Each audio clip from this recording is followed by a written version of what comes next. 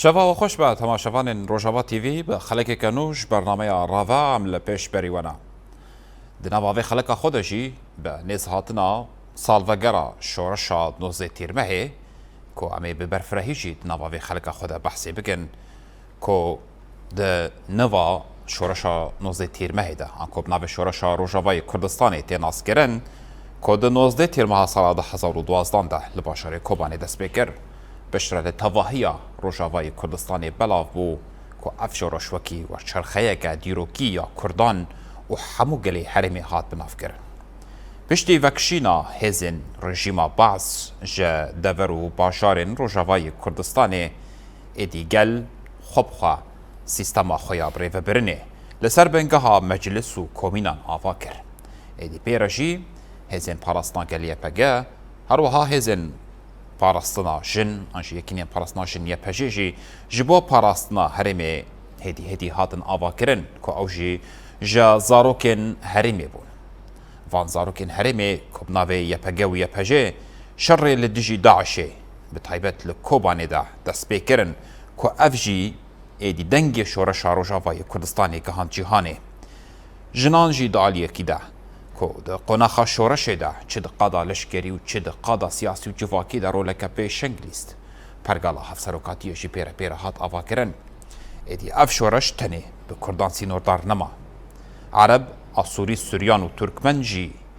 tevlî vê sîstemê bûn û êdî jiyana bi hevre û demokratîk pêre hatin avakirin. Temaşevanên me îro em ê vê mijarê bi taybet به هفسروکی مجلس عملباتی شهید بریندار و قاضیان شر رزدار رزان گلو را نقاش بکن. رزدار بخیراتی. تسلیم سجایم. دیگش پیشنگین وی شورشی بو. اش دست بگه ده حتی روژا ایروژی ده همو قدان ده تجیه خو گرد. ده همو وارن ده هم سازین لشکری، سازین سیاسی پیرد. دیگش بوان پیشنگا بوی که اش دست بگه ده هاتن آوا کرن. ام دخوازن بریا شورش ورا آوا کرن دوار جواکی ده روش چاوا بو چما اف شورش بیدیوی به هبو کو رابه و چما بتایبت او دم گنجا بو کو دوی چاقه ده دی شورش دست بی بکن دسری ده همی شهیدین شورشه شهیدین چاله ترمه شهیدین تفگر آزادیه و همی شهیدین کردستانه شهیدین روژاوای کوردستانی و باگروجداد سوریه ام دوی برنامه بوده بجنا خود برنامه توایی شهیدات توینن سرساخیج مربوط شهیدات خوازن بریندار شفای عاجل خوازن همی بریندار شورشی و جگرتیان را آزادیت خوازن دسری دیش خو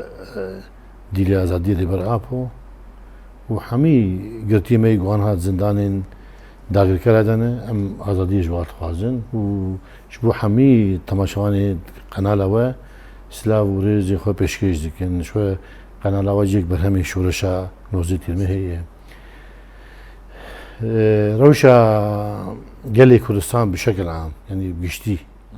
ام کارن بلکی بهتری خو بالکور کردستان و روژاوای کردستان مینایی که نیزی هف بکن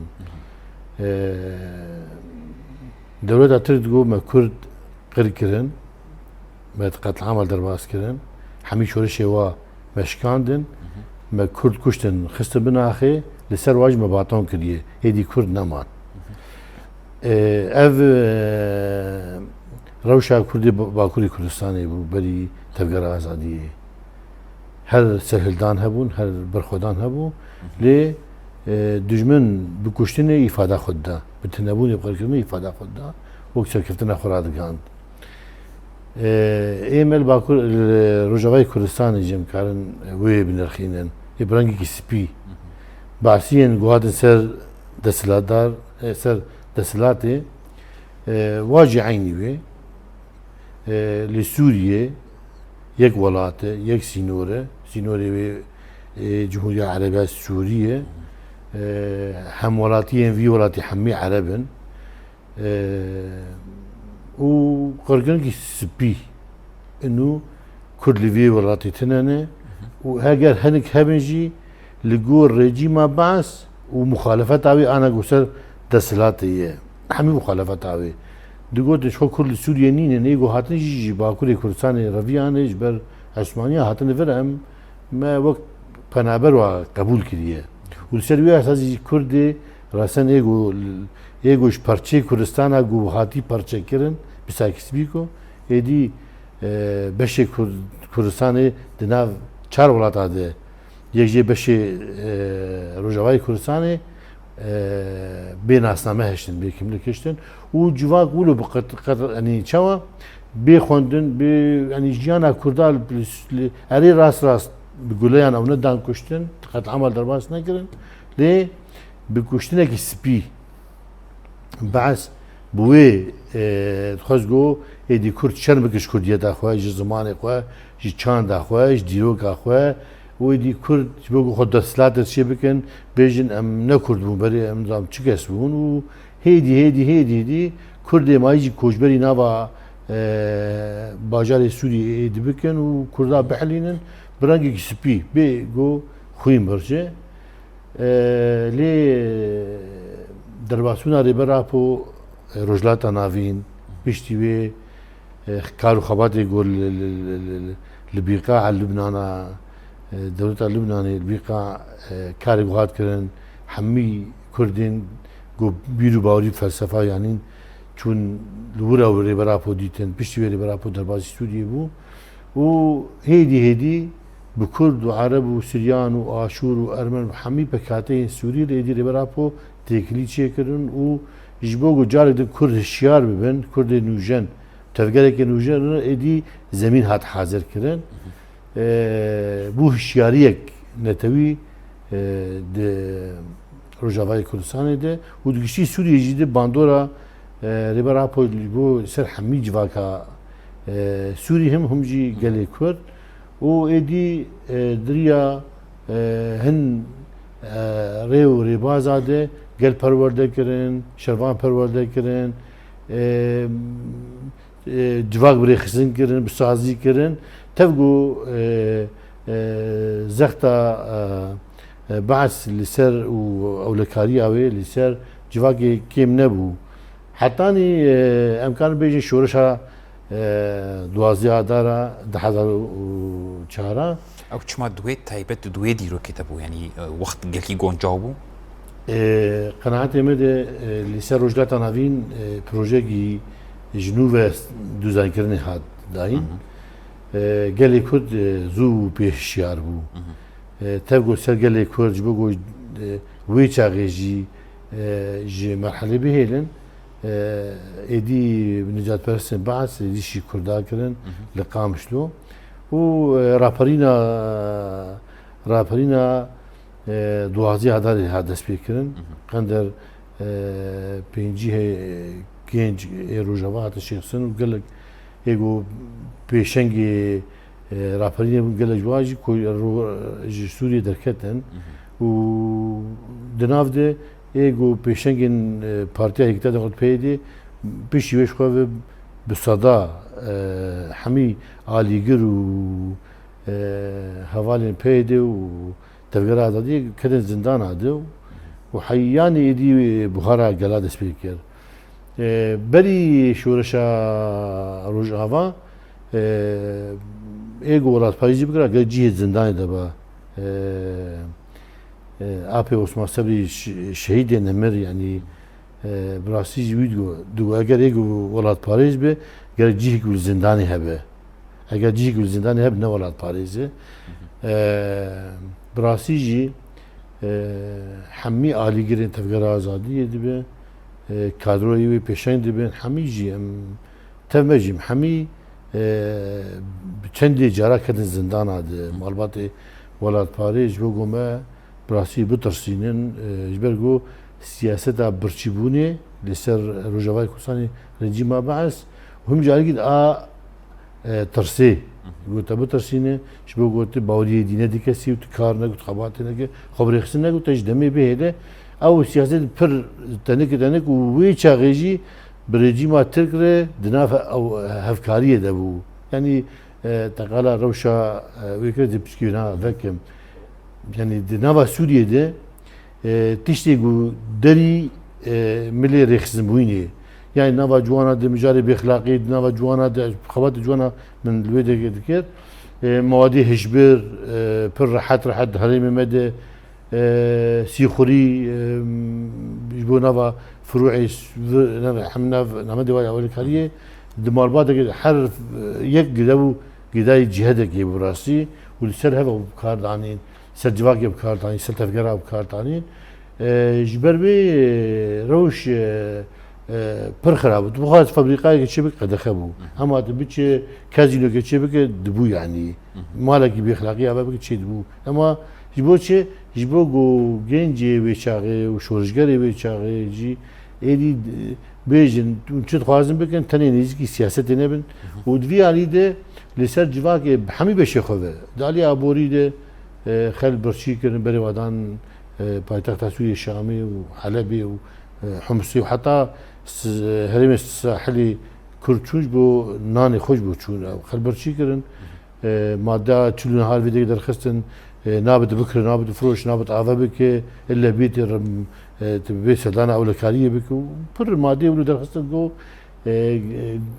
كرد محكومي يجبونا نخو محكومي كوشبدي يجبو خواندني محكومي نديشن جامعات شي بالفيديو نديشن جو فابريكات شي نديشن جو هرم بيش كذا اي هل سيرفي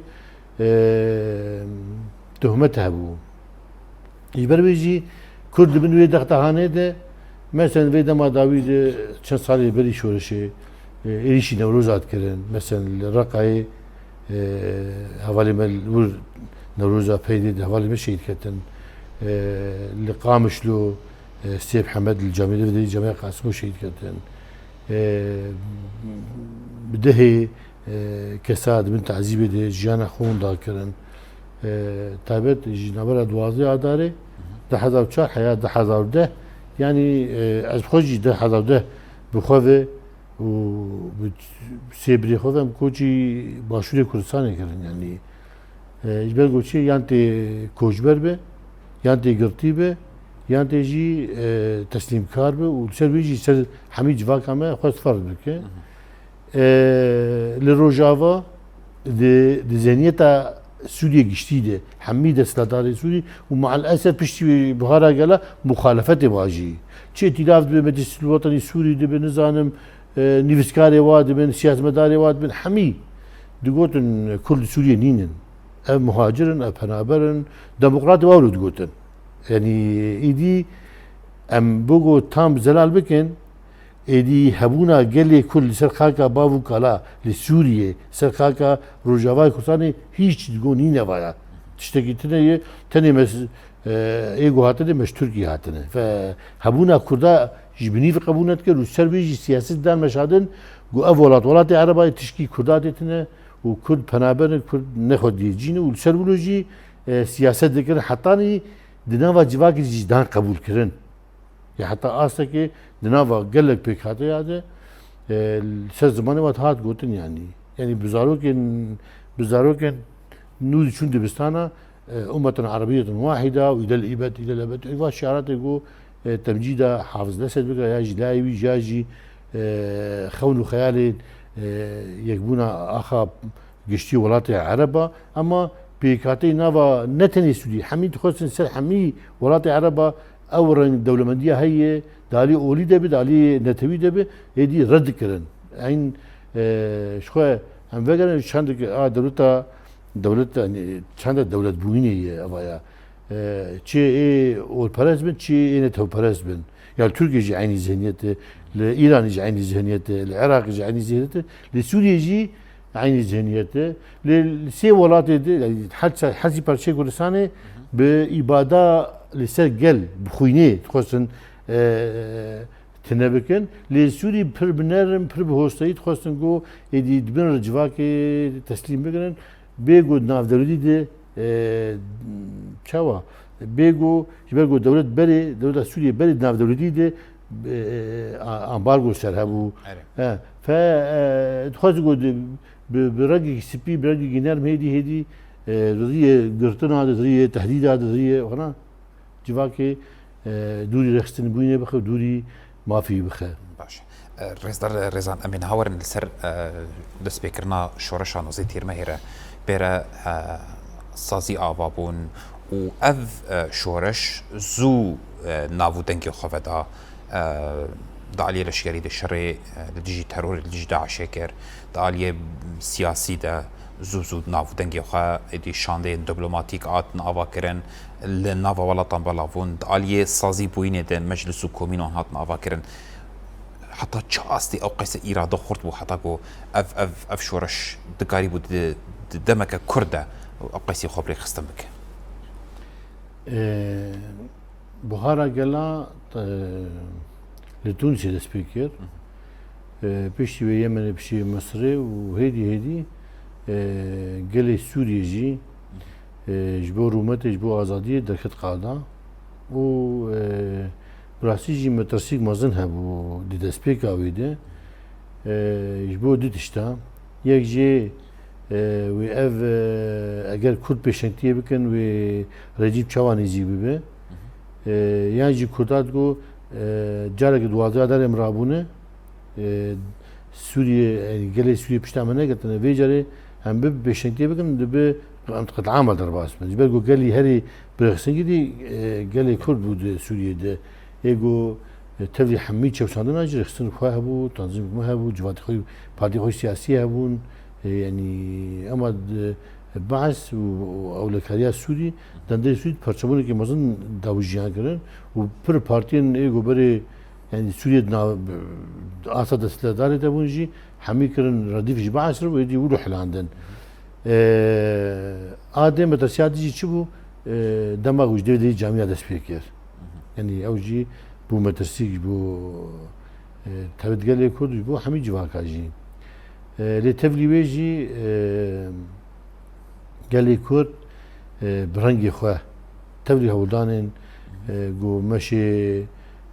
bi navê şoreşa Sûriyê bi navê tesîqatê ciwanê Sûriyê dest pê kirin lê gelê Rojavayê Kurdistanê hişyarî vê bû got em tevlî şoreşê dibin bi rengê xwe bi dengê xwe bi zimanê xwe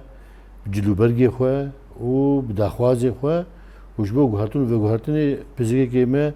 bi serokê komar nîne pirzgekê me bi qanûn zagona re ye ser wî esasî jî gelê Kurd daket qada û ne ji devletî camiya tev got beşek civakê ji ber got zor û zehmetî û girtin û işkence û pir mumaresatê rejîma Baes ser civakê yê xirab hebû ser tevt cîlê ciwan derketin devletî camiya Qasım û Emal Xettab camiyê got ana li herêmê me hin û heta li Amûdê li Dêrika Hemko li Kûbanê tev got ciwan derketin jî ema yanî ê got bar tesîq jî dikirin digotin alê Kurdî ranekin bi rengê Kurdî dernekevin em Sûrî ne em kengî pirzgeka Sûrî me nîzam xist wê çaxê carekê me ser masê em ê îca miştê ê Sûriyê çareser bikin û dixwestin Kurda bixapînin û hinek ciwan jî bi rastî jî heta radeyekê hatin xapandin bi wan sloganên wana ji ber got êdî ispat bû got xwan Müslîmîn ew birêve dibe ji dervê deriyê camiya tevgera azadiyê me got ber got rêxisbûna xwe hebû hişmendî xwe hebû bîrûbawerî xwe hebû serokê xwe hebû yanî her çawa şoreşgerê xwe hebûn nehat xapandin bi rastî jî û tevgera azadî êdî got ez ê çalakiyê xwe bikim bo xwe we Kurd em çawa hatine bin destkirin em çawa ji zimanê xwe ji çanda xwe ji dîroka xwe ji ser axa bavûkarê xwe çawa ew hatinê karkirin em ê ji bo xwesteka em ê ji bo va daxwazê xwe em ê êdî derkevin qada û ser wê jî daketin qada bi rastî jî ez bêjim demê biçûk demê destpêkê de dewleta Tirk pir bandor li muxalefeta Sûrî kiribû wa qeter destpêkê deemdan wan ciwana û tam ji ber got tevgera azadiyê wê feraqî danegire ji ber got dizan got hê zeherî rêxisînkirî tevgera azadiyê ye ji ber got wê feraqî danegire pir dijwarî li ser him peyê de him tev demê piştî hada mezandin پشتی سری و بریا خواستر یعنی هر ایریشی مت کردن گفتن آلیگری نظامی نه دعوا هلوشاندن رژیمی نکن دعوا نظام یعنی ورد خواستن دائما رش بکنن بری حوالی رژیمی بون حال بکی تکس وقت آلیگری پیده و تفکر آزادی نکرد زندان سوریه حتی نیگو شورش مازن بو و ایگو هریج زندان درکتن آلیگری پیده و کادوی پیشنگی پیده بون جبرویجی جوانن تفکری جنا پیشنگی جنا براسیجی به هجمار هندک لی دزانی بون گاوا چاوا باوجن و پر بالداری تشی گود نوا سوریه گشتانه گوچه دیبن چاوا خلگورویجی پنگاوا باوجن دسری چالاکی بونم چالاکی همیش درکتن خالدا و مداوا حتی الواشنا رژیمی کرد لی مداوا سیستم دموکراتیک کرد یعنی مجبوریت کوشین کرد حتی نیگو هات خواستن ایدی دنوا سوریه ده سرهلدان تری نگرید بگو رژیم باس بهشمندیا اولکاری نزدیکی مشوانه بون و چالوانه بون ایدی کشتن هات چیکرن واجی ایدی راهش چکی یعنی اگر دستگاه در و اگر به تحملیه به بر دبابه و تانک رژیم و ایهانا و ایدی راهشتن چکا ایدی گلی کد هش دیگو اگر سوریه ده خوب چک و خوب رخصنه که بزگره که اجبار بیجی تایبت پیشنگی پیدیده هما جوین یکتیا کردی یعنی گرک به کرد ببین یک هاتچیه کردن و سروی کارات کردن آدیومین گرک هزی خوی پاراستنی آوا بکه دوی شرگو تعافی مذهبی سوریه دیدی رنگی نودت که اگر خوب رخصنه که و برنگاه هره عاده یعنی گرک رخصمونی خواه تایبت به روجافات شکل و گرک دالی را کاندنه ده دالی چاندونه ده دالی زمان ده ایدی شورشه کی به تمامتی همی بشه خواه ایدی گرک خوب رخصن بکه لسر بیجی گاف هات نوا کرن لسوریه مجلسا وطنی سوریه معارض چی بو لیورجی مجلسا گل آروجوای کردستان هات دارخستن لور هیزین چقدر هاتن آور نوی ارتش آزاد لیورجی دستریده یکنین شهید خبات پشتوی هیزین یه پکی هات نوا کرن چاوا داخل شرج بو کاربن خوبکن جبهه لیورجی یکتی پارتی سیاسی هات نباهف به مکونات آریدی حکومت ورها اداره ورها تابع کردن یعنی چهار رژیم بحثه بو لإدلب حکومت ها جناب عزاز و بابی عفرینی جی بشی ها داخل کردن حکومت را کندن لورجی اداره ها تابع کردن ایدی گاف تشتگو چه دبول گروه تدبیر کودات هاتن بس کودات چه واقع زیده چیگر کجا برگود هیچمندی خود باوری دموکراسی تینن و براتیا گلاتینن براسیجی حش ملت عادکن جبرویجی همان به پیکاتی هرمیره با آشور آره برمن آره بسریان آره بچرکس آره بعرب آره رهبری کات آوا کردن تا گاوه کی پیروز بوده دم هاتم بافتی بیرامه دم بون از بون خوش سرکی دسته معلومات شهید دست بگی یعنی مدنا به خود گفت مدگو گلوی چهار محاضریش بگی یا نه یعنی مدگو ظروف دولی بلکی بهیل نه هیلن بگو پر هیچ مازن هبون دوی شاهدیم لی افهمی چیش گو ببه دوین وگرن راستیا شورجان روزی تیمه ده هزار دوازده جبرگو زمین هبو اردی هبو آرخسنی هبو گلی روجاوات خوست گوگا و گیبا ویجه و ببینه به هین حاضری جد بو گەلی کوبانی قەرارە خۆدا ئەو گاوا تاریخی گەلی کوبانی براسیژی ئەز بۆ گەلی کوبانێ براسی بێژ ناخۆت تاوینم هەمی پێنگاوێمەی بنرخ و جێ سەربلداییە ژی کوبانی دەست پێکردن هەم شۆرەشان ڕۆزی ترمێ هەمژی دەستپێکە تێکچوونە داعشێ هەمژی بەرخۆدانە گول هەمبەر ڤان vê hikûmeta nû demekî yanî her tim gavê bi nirx li Kubanê hatin avêtin yek ji wan gavên pîroz şoreja nozdê tîrmehê û gel bi rastî jî berê xwe da sazî û dezgeha û êdî bi rengekî demokrat bi rengekî aştiyane û dest danî ser hemî saziyên goberê rejimê bikar danî û xiste xidmeta civakê û li wê dekê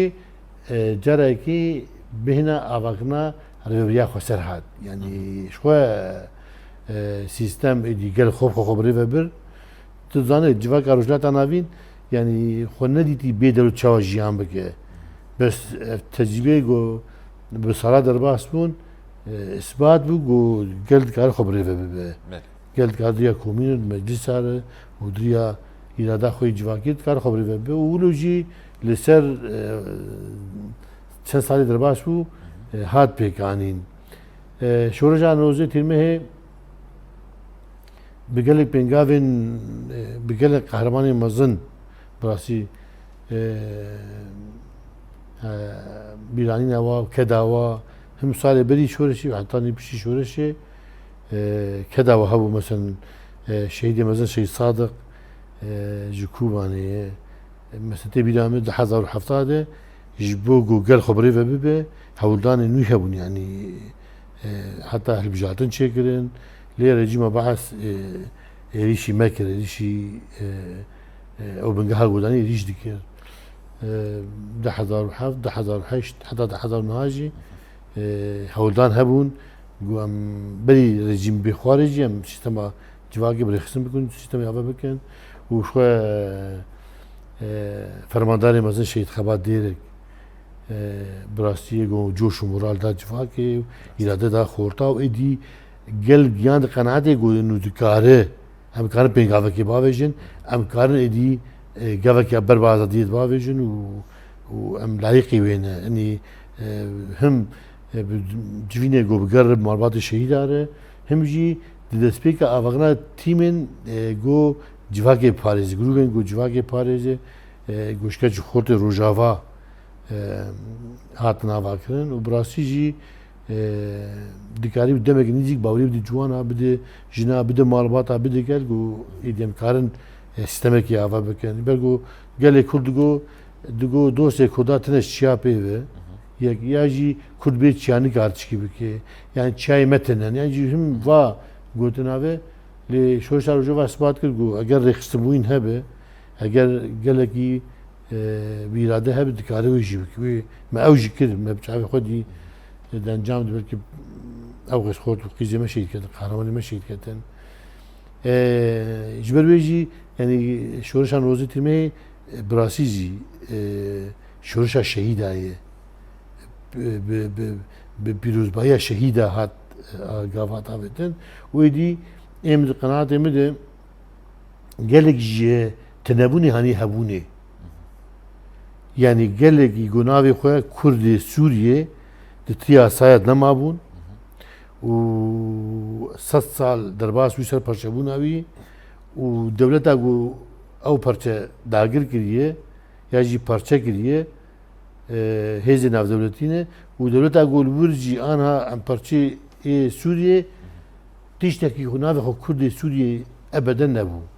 mana belkî şîrove jî kir lê nozê tîrmehê Kurd anî wicûdê tev got bihara gela dest pê bû çedan dest pê bûn jî lê şîrîkê me welatê got dixwazin xwe bikin muxalefet digot nebe ez Kurd im nebe ez ala xwe hilnet rengê xwe hilnet bi zimanê xwe slogana nebêj em ê piştî got rejîmê hilweşînin pişt re em ê rûnê ser masê û lê me zanî got xapandin e eger dixwaze rejîmekê dîktator hilweşîne ya nû ava bike gelek şîrîka welat bixware چاوا داوا شتیکاتی بود که داخل چالاکیه و سینگی خوب دیم برگولیت جمن که ما فی وجود زمانی جی قبول بکی یعنی درکت گو نه رژیم و نه مخالفت آنها و نه دستیلاتاری آنها شامی دو جینا بالمان چه بویه یعنی مالاسف کرده گو درباس سیور بونه نگار خوب کردی بدن ناس کردن نگار بیشتر کردم نگار زمانی خوب بیشتر يعني فد يروي خور از فستانه کی نوی جلی زوق عربا يعني نوی نزیکی نوی عربا بس دو هج کابه فقط ای کردایی از بیچون بیولا وای از فستان چومه يعني نوی خوب ناس نوی خوب دارن گو ام کردن ام خودی ام جروجاوای کردستان نیاجی ام جزیره جی کردای جی گو کرد جیان دکن يعني برانگه کی نوی بگوتانا حتی بزمان عربی و ifade hoji ve go muhalif ki Suriye tişki hukuk etine yani. Çima jber go zeniyeta ay mukabili me evu. Ve çağıcı evu. Ki ev kuşt şoğuşan rozi tilme ev kuşt. Ve hiç go artış ave be. Ve hiç go rivebili ave be. Ve hiç go Kurd bavriye xwe be prasiji bavriye xwe edi ve karbe azad be ev hizjan ker. و جبر بيجي دما شورش از زمان کردی دما یعنی به سری خو هر یک رقاندن شورش بو تی بیرامه به امکان پر بسیط کانال رونایی تیوی پر زحمت و غرفات و کادروین گو 24 داران زان و خبات و ایدی جیوانه بو دمالات حتی ایدی به امکان پر بچوک ایدی آنها اوقش کانال تیونه زمان کردی يعني غرفاق اللي تاخها عن تديه غرفاق اللي تاخها هلالية ايدي انا بو ايدي مرجيما انها برانبري ما ايدي ما قبول كل شهادين دبلوم و جامعات قبول بك نتني زمان كردي و چاند هنر جعيني و ابوري جعيني يعني شورشكي حمي بشا شورشكي پررنگین حتی ایدی باوری گلاب هوات يعني ایدی کرد و عربی گو بسالات گوتن اف انفصالین يعني اف جدا کارن جدا خوازیت خوازن خواسوری نابینن خوازن ولاتن ما پرچه بکن ولو بعث و هیچ ایام عبد الناصر هند خوز سری کو عرب عادل جی کداب بکار تانین جبو دستلادا خو لی ایدی باوری وا کرداچی بو ایدی کرد و عرب کان بهفر شورشی بکن و ما بهفر شرکر و ما بهفر شهید دانین و ما بهفر کتی سنگراده و ما بهفر ما ریبری آفکر و آن هاجی یعنی به سریان عرب به ارمن عرب چرکس عرب تفگو عثمانی همیشه داغر کریا ترک گله کرد و آشور گله کرد و ارمن گله کرد و سریان دیگوتن يعني شوا انه قتل عامي هاتن كرن بدسي كردانه ايدي قال جا قناعته جو كرنا دست لدرب كرد كرنا نجد كار كرد دكان براتي بار بكون بالعكس ايجو اف مكونات بارات جديد كرد بون يعني فا او دكاري بو ويجا فيجبابن يعني شورشكيش حما عاليه هذا خبر خسن كر خب تنظيم كر وبيشنتيا جنو جوانا ده و تایبت دقات العسكري دي جبو باراسنا جوا که هم اولکاری آسایش یعنی برام حوالی آسایش براسی دوا چلاده بامکان پر بچوک پر بسیط و آنها ایدی بو آسایش و ایدی و دمج دبه و خبون آبی و دمجه ده تاریخ خویتی قبول کنون و پارازبان حریمه باقول يعني رجلات سوريا يعني جهري ما جزيرة كوبان ان شاء الله بيشروج عفرين يجي فاف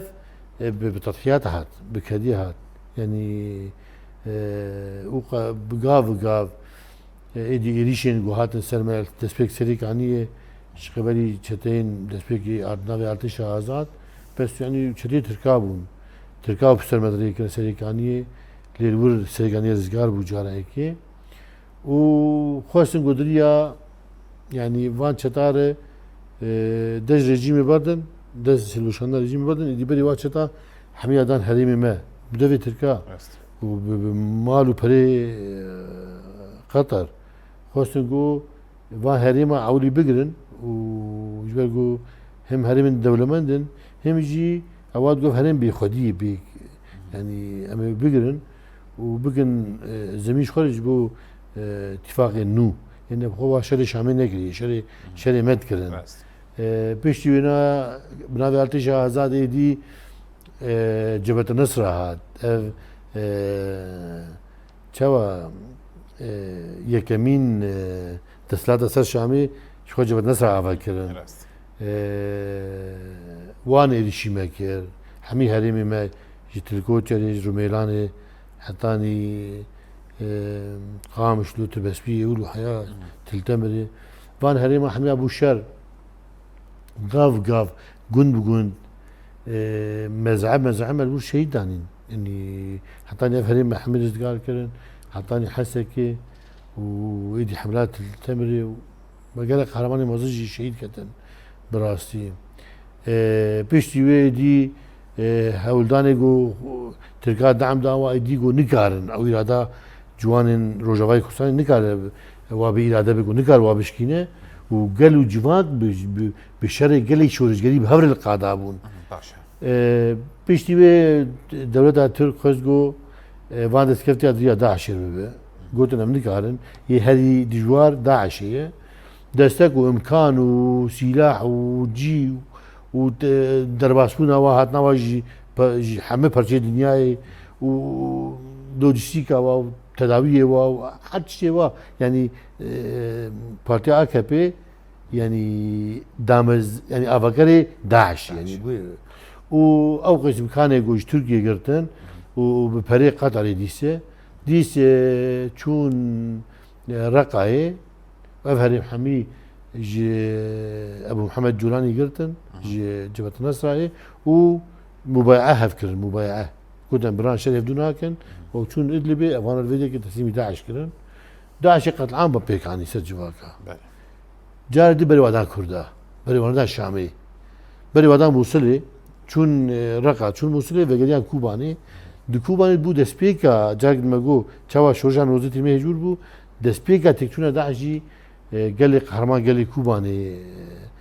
برخودان تاریخی کوبانی ایدیو شکر دسپیکا شکانه داعش بود و شورشی بردوام کرد ایدی ریبریا خسر هات دامز راندن و ایدی العفرینی و کوبانی ریبریا خسر هاتن راگ هاندن ایدی دعم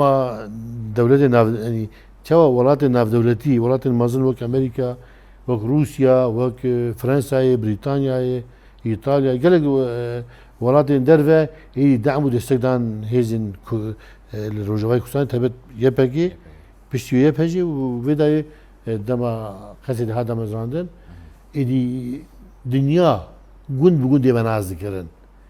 تحالف ناف دولتي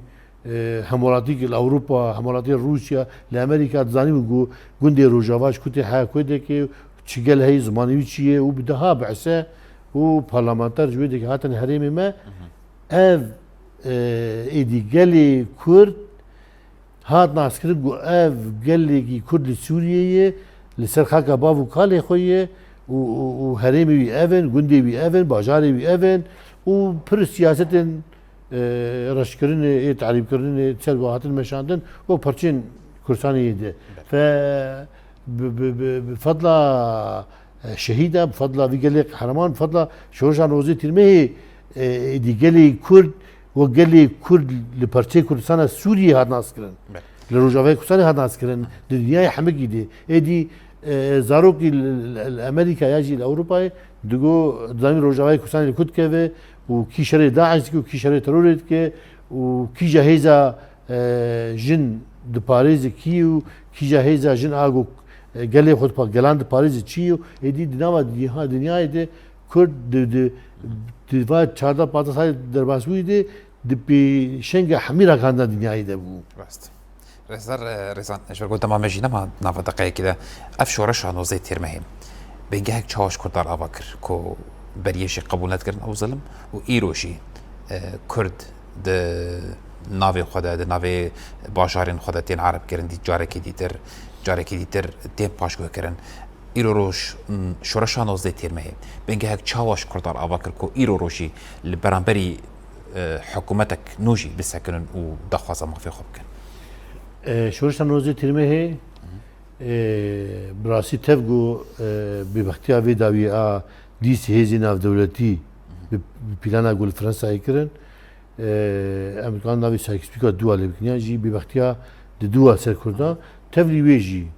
بس شورشان وزی ترمه کردکی بیرادا وکر کردکی قهرمان وکر کردکی جسور وکر ایدی نما شرطا گرجی ما بعض به بازار کی بازار همیشه بر هشیار ببه نما یعنی نما ولا به درباسی بازار تبی به ناوی تبی گوهره ناوی زاروگ تبی گوهره تبی کملک بهله زختیل سر تبی که نما یعنی کردکی ایدیش بلی آزادی تف اندماجا گو آنها سربتی کار کردن تفلیگو هم موک پرچه کی جی آخر سودی آنها هم سربت کار دکن لی هم کردکی آزاد کردکی به زمان خوب چند خوب ثقافت خوب با سر آخر خوب دستور سودی آنوده تگوشینا دموکراسی برزیمه که بلور بمشینن و ایدی او نکار لیسان زختیجی بکه جبر گو هیزی مهنی بگو هیزا جواکا مهی گلی کرد ایدی زندی بویه گلی کرد شهیدانیه و ایدی جمرین نماترسه او کفنی مرنی گو سر ما فرض کرون 20 ساله چوده 20 ساله گلی کرد چراند و نما ایدی دکارن گلی کرد بیج نفس پی نفسور نبخینه نما کار گلی کرد جی دوزاوی جی آزادیاوی دورخینن و ام باورن پیشروز سوریه دموکراسیاوی و بگلی کرد به دملی مروی و بگلی کرد به اگر بخوازه دولتی نوجم به و بگلی کرد به جبرگو گلی کرد خودی دیرو که تاریخ یعنی دموکراسی قبول که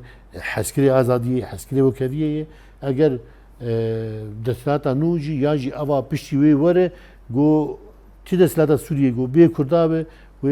نگانه دموکراسی بیگمینه و پیک نه و هر تمجی ولاد آرامی درباس نبه